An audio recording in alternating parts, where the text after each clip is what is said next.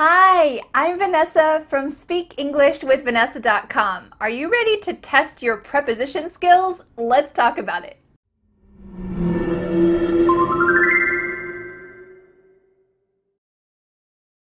Do you feel like prepositions are tricky? Should it be I'm in the store or I'm at the store? I talked to him or I talked with him? These small words, in, at, with, to, these are called prepositions. The reason why prepositions are so tricky is because we can't translate them from your native language. For example, in Spanish, the words para and por both mean for when you translate it into English.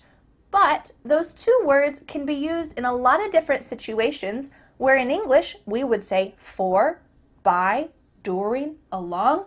How are Spanish speakers and you supposed to know which is the correct English preposition? It's tricky. Today we're not going to cover all the rules for all prepositions, but instead we're going to do something a little fun, a quiz. Over the next 15 questions, you're going to review 15 different prepositions. Of course, we can't talk about every rule for every preposition, but we're going to talk about some of the common uses. Before we get started, I want you to guess how many questions do you think you'll guess correctly. Think about a number 1 through 15, or maybe 0 through 15. How many questions do you think you'll get correct? I want you to think about this number because I have a feeling, I guess, that you probably know more about prepositions than you think you do. So I hope that this lesson will help you to realize I do know something about prepositions, and now I know a little bit more as well. All right, let's get started with question number 1. Preposition sentence number 1. Today is beautiful. Let's go for a walk. The park. Let's go for a walk in the park. Let's go for a walk at the park. Which one of these is the most common? I'll give you 3 seconds to guess. 3, 2, 1. The correct answer is, it's beautiful today. Let's go for a walk in the park. You should use the word in because we're talking about being inside or surrounded by the park. If you say, let's go for a walk at the park, we're just talking about a specific point. You might say, let's meet at the entrance to the park. But here, we're talking about going for a walk in the park. We're surrounded by the park. All right, let's go to question number 2. Question number 2. Basketball is enjoyable, but I like baseball. But about all, I like baseball. But above all, I like baseball. Which preposition is correct? You have 3 seconds, 2, 1. Basketball is enjoyable, but above all, I like baseball. Here we have a fixed expression. You might call this in grammatical terms a collocation, above all. Here we can imagine physically above. Your interests are more important, more interesting. Baseball, above all, is the best. So you could say, I like learning English all the time, but above all, Vanessa's lessons are my favorite. Sentence number 3. I'm teaching my son to walk the sidewalk. I'm teaching my son to walk by the sidewalk, or I'm teaching my son to walk on the sidewalk. Which one is correct? This is true. My son's 1.5, and I'm trying to teach him to walk the sidewalk. It's dangerous if you walk the road. All right, let's think about this in 3 seconds. 2, 1. The answer is, I'm teaching my son to walk on the sidewalk. With the word on, we can imagine a flat surface. On the sidewalk. Don't walk on the road, walk on the sidewalk. Sentence number 4. Walk that tall building and you'll find downtown. This is directions. Walk to that tall building and you'll find downtown, or walk towards that tall building and you'll find downtown. Here we can kind of imagine that in the distance there's a tall building and you're trying to tell your friend how to get to downtown. So let's think about which preposition is correct. 3, 2, 1. Walk towards that tall building and you'll find downtown. We use the preposition towards to talk about moving in a direction towards something, to something, but you're not exactly going to that spot.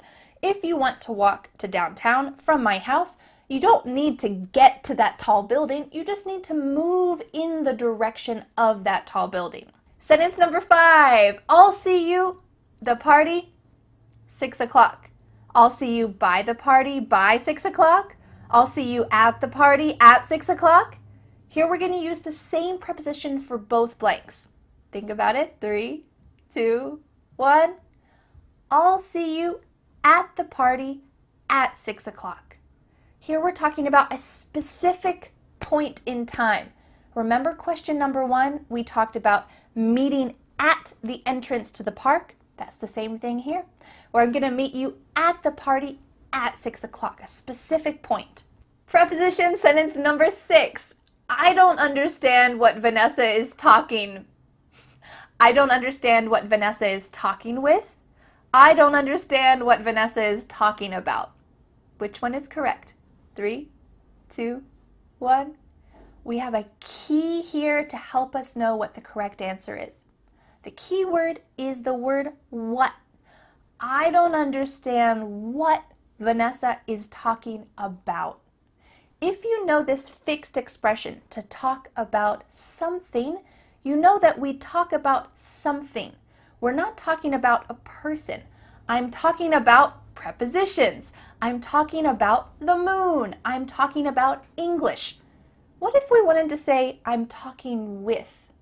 Here we need to use a person. But in my sentence, I'm talking about something because I used the word what. I'm talking with you about prepositions. Do you see that difference here? Sentence number 7. This one's a little tricky. We'll try to be home 10 p.m., but probably earlier. You can imagine telling a babysitter this. Maybe if you're going out and the babysitter is staying home and watching your kids, you might say, we'll try to be home by 10 p.m., but probably earlier. Or we'll try to be home at 10 p.m., but probably earlier. Which one is correct? 3, 2, 1. Well, technically both of these are correct, but the best answer here is I'll try to be home by 10 p.m. Why did I choose by? The word by means that we're talking about the latest possible time. Try to be home by 10 p.m. and our key here is that final part, but probably earlier. I'm imagining that 10 p.m. is the latest that I will be home. So here we need to use the word by. You might also hear in a classroom, the teacher might say to you, you need to have your homework finished by the beginning of class. The beginning of class is the latest possible time. Don't finish your homework during the class. It needs to be finished by the beginning of class. Preposition sentence number 8. After watching the tidying documentary, I went all of my things. After watching the tidying documentary, I went into all my things, or I went through all my things. Which preposition is correct? 3, 2, 1. After watching the tidying documentary, I went through all of my things. You can imagine a tunnel. You're going through the tunnel. You're surrounded by the tunnel. I'm here in the sentence surrounded by my things, clothes, kitchen things, office supplies. I went through my things. It was thorough. I went through every single thing. It also helps if you know the fixed expression to go through something. This is one of the best ways to really memorize prepositions is to memorize those full fixed phrases, to talk about something, to go through something. Sentence number 9. I was in New York 2 weeks. I was in New York since 2 weeks. I was in New York for 2 weeks. Which one is the most correct? 3, 2, 1. I was in New York for 2 weeks. I know that the word for and since can be tricky together, and we use for when we ask the question, what was the duration of time? The duration of time was 2 weeks. So I was in New York for 2 weeks. Sentence number 10. The cat ran the kitchen when he heard the can open. This is true for my cats. When you open a can of cat food, they run to the kitchen or they run into the kitchen. These are pretty similar, right? Think about it for just a moment. 3, 2, 1. The cat ran into the kitchen when he heard the can open. We use the preposition into to talk about a room or a building. If you want to say the cat ran to something, we need to use a specific thing. The cat ran to the bowl. The cat ran to me. The cat ran into the kitchen to the bowl. Beautiful sentence. Number 11. Oh no, that was the last can of cat food. I need to go the store to get more cat food. Is it I need to go to the store to get more cat food, or I need to go about the store to get more cat food? Which one's correct? 3, 2, 1. I need to go to the store to get more cat food immediately. My cats are going crazy. We use the preposition to for a specific destination. Come to my house. I'm going to the US. I need to go to the store. Number 12. The museum is full tourists in July. The museum is full of tourists in July, or the museum is full for tourists in July. Which one feels the most correct to you? 3, 2, 1. The museum is full of tourists in July. It helps if you know this fixed expression, full of something. The tree is full of monkeys. The museum is full of tourists. Number 13. I talked the client about the problem. I talked with the client about the problem, or I talked to the client about the problem. Think about this for a moment. 3, 2, 1. I talked with the client about the problem, or I talked to the client about the problem. Oh, both of these can be correct grammatically, but they have slightly different meanings in a business situation. If you're talking about a friend, I talked with my friend. I talked to my friend. No problem, same meaning.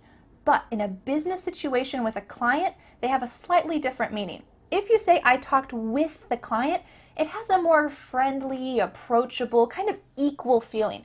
Both people are speaking. I spoke with the client. I talked with the client. If you say I talked to the client, in a business situation, it kind of feels like one person is doing more speaking.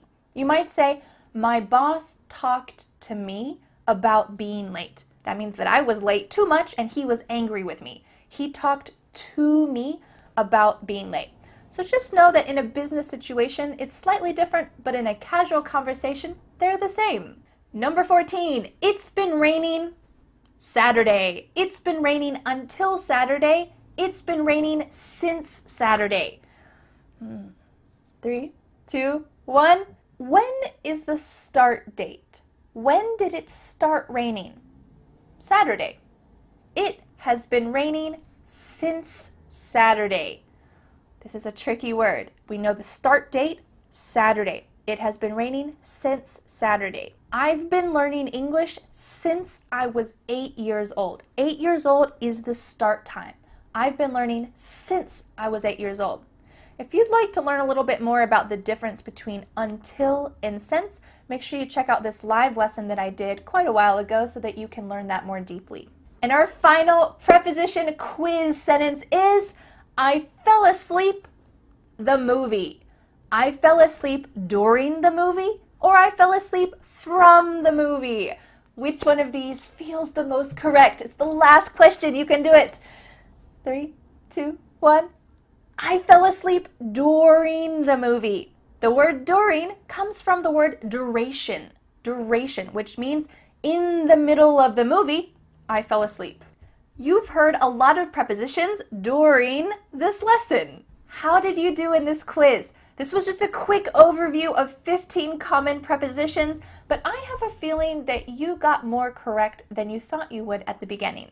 Let me know in the comments, what was your score? Can you make a sentence using these prepositions? You can check the description box for the timestamp so that you can go back and study the various prepositions. Thanks so much for learning English with me, and I'll see you again next Friday for a new lesson here on my YouTube channel. Bye!